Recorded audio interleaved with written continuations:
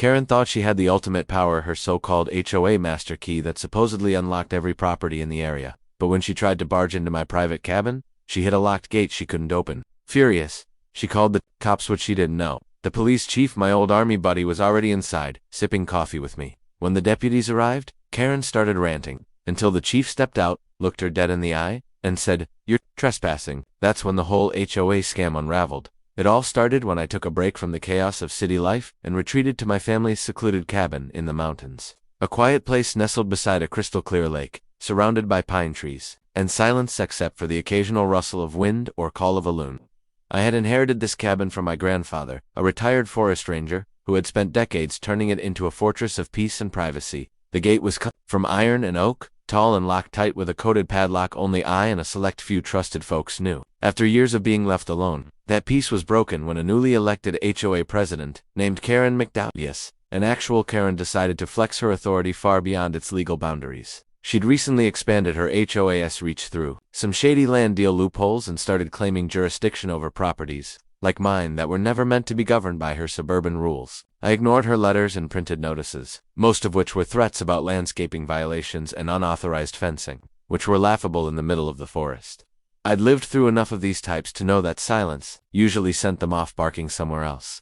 But not this one. One Saturday morning, while I was inside the cabin cleaning rifles with an old friend of mine, none other than Chief Raymond Blake of the local police, Karen, arrived in a beige SUV that looked like it hadn't seen mud a day in its life. She got out wearing a blazer, clipboard in hand, sunglasses perched on her nose, and strutted up to the gate like she owned the place. She rattled the lock a few times and pulled out what looked like a set of master keys. From inside, through the security monitor, Ray and I watched her fumble like she was disarming a nuclear bomb. "She seriously thinks she can just let herself in," he said, sipping coffee.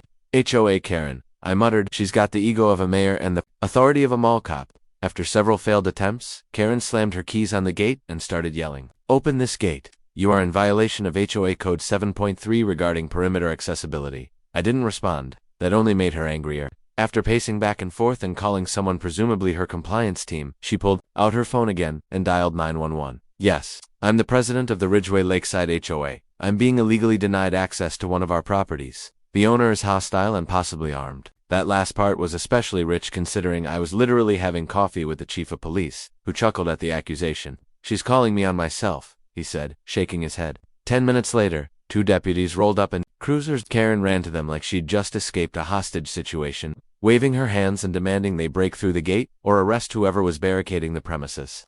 The officers calmly walked up to the gate and knocked. I walked out and greeted them, holding my coffee. Karen pointed and shouted, "That's him. That's the man I was talking about. He locked me out of community property and is threatening the HOA." Before I could say a word, Chief Blake walked up behind me. "Afternoon, boys," he said to the deputies. They blinked. "Chief, what are you doing here?" "Having breakfast," he said, raising his mug. Karen's mouth fell open like a dropped garage door. "He's a friend of yours." "He's more than that. He's a war buddy. We served in Iraq together, and this is his land, not yours. I've seen the deeds myself. HOA has zero jurisdiction here." Karen looked like she wanted to scream but didn't have the vocal cords for it. But the community voted to include this area into Ridgeway Lakeside HOA. "You can vote to colonize the moon," Ray said, "but that doesn't give you rights to it." The deputies chuckled, then told her it was time to leave. But she wasn't done yet. She pulled out her clipboard and shouted, "This is abuse of authority. I'm filing a complaint with the city, the county, the state, heck, even the FBI if I have to." "You go ahead," Ray replied, "but until you come back with an actual warrant or proof of legal control, you set foot on this land again, and you'll be cited for trespassing." Karen turned purple, stomped back to her SUV, and peeled out in the gravel like a teenager denied concert tickets.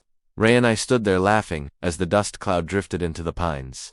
"You think she'll come back?" I asked. "Probably," Ray said. "But next time she does, we'll be waiting with legal paperwork and a full security camera montage." He wasn't kidding. What Karen didn't know was that I had already begun the legal process of countersuing the HOA for harassment and false claims. But the real trap wasn't just legal, it was a reputation time bomb. Karen had tried to flex power she didn't have, and next time, it would blow up in front of an entire HOA board meeting. Karen didn't take the warning well. In fact, the very next week, she doubled down, mailing me a thick packet of what she called final HOA demands. It included made-up citations about the color of my cabin's roof, which she claimed violated the visual harmony of the neighborhood, Though my nearest neighbor was a family of raccoons, I didn't respond. Instead, I sent her a letter from my lawyer, along with a flash drive of the footage showing her trespassing, fumbling with keys, and falsely calling the cops. Ray added a notarized statement confirming her lie about me being hostile and armed. Within days, the HOA board started panicking. I found out through a mutual acquaintance, Ray's cousin, who just so happened to be on the HOA's finance committee, that Karen hadn't actually received approval to expand the HOA's jurisdiction. She'd filed the proposal, bullied a few members into signing, then declared it passed. That was fraud. And when I sent a copy of her police call recording and gate footage to the HOA board directly, their next meeting was chaos. Still, Karen wasn't going down without drama. She returned to my gate once more, this time with a small group of HOA lackeys holding clipboards and wearing reflective vests, like they were conducting a building inspection. She had a cameraman with her, probably trying to stage some kind of PR stunt. "This property has been flagged for non-compliance," she shouted from behind the gate. "We are giving you one last opportunity to voluntarily vacate the premises, so the HOA can perform an audit." I pressed the intercom. "Try that again, Karen. The cops are watching," she scoffed. "Empty threats don't scare me anymore." Just then, Chief Ray Blake stepped out from behind the cabin, flanked by the county assessor and 2 state officials who'd been helping me prepare a formal boundary declaration. Karen froze. "You brought the state," she gasped. "You brought yourself," Ray replied coolly. "And this time, you're not just trespassing, you're interfering with a legal land audit." Karen's cameraman immediately turned off his recording. Her so-called compliance team started backing away. The county official stepped forward. "Ma'am, you are not authorized to conduct any inspection on this land. This property is outside the Ridgeway. HOA is defined territory, and your presence here could result in civil penalties." "But the HOA map was altered by you," Ray interrupted, "and we have proof." Karen was speechless. She looked at the gate, then at the officials, then at me. I simply smiled.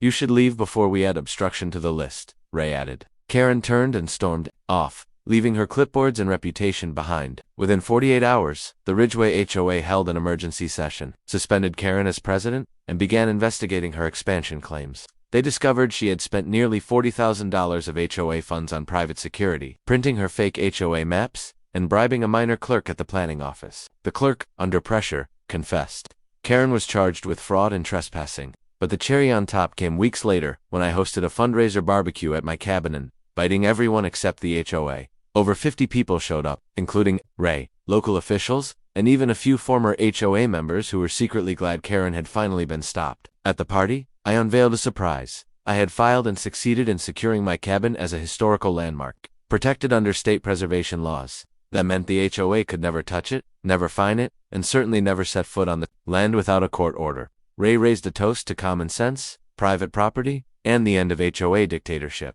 The crowd laughed and clapped. Karen, she moved away a few months later after being hit with personal lawsuits and fines totaling over $80,000. Turns out, trying to rule a mountain cabin like a suburban gulag wasn't a winning strategy. As for me, I still sit by my fire pit some nights, sipping coffee and watching the gate. It's still locked, still sturdy, and if anyone tries to open it with another master key, well, they better hope the police chief isn't already inside again, because I guarantee he'll be holding a coffee mug, not a warrant.